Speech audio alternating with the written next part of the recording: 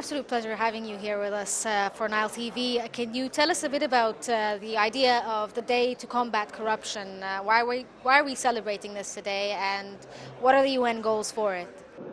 In 2003, the United Nations announced this day, December 9th, to be the day to celebrate and to recognize the importance of fighting corruption.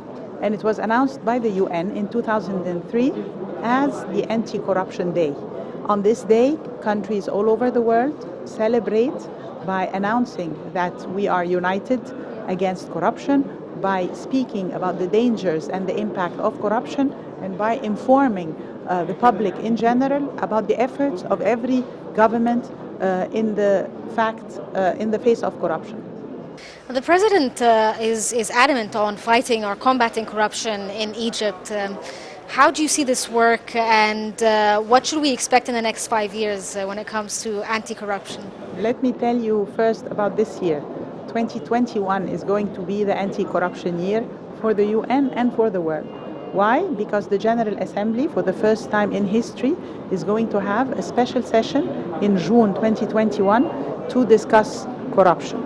And then Egypt is going to be the host of the COSP, the Conference of State Parties Against Corruption, where we are going to discuss more than 160 countries are going to get together in Sharm el-Sheikh in December for a few days, for 4 days, to discuss the global efforts to fight corruption, the legislations needed to fight corruption, the international cooperation, to exchange views and exchange knowledge. And what's the significance of Egypt hosting this event? Every 2 years, a different country hosts the event. Egypt is a member state, and Egypt has asked for this event to come to Egypt. I think it's a sign of commitment from the Egyptian government to fight corruption.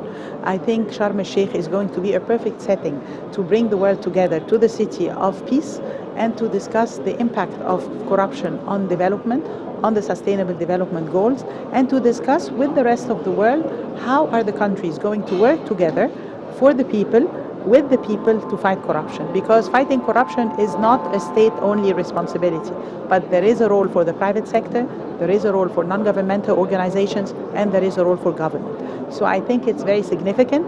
It sends the world a sign that Egypt is serious, that Egypt is active in fighting corruption. Thank you so much. Thank you. Thank you so much.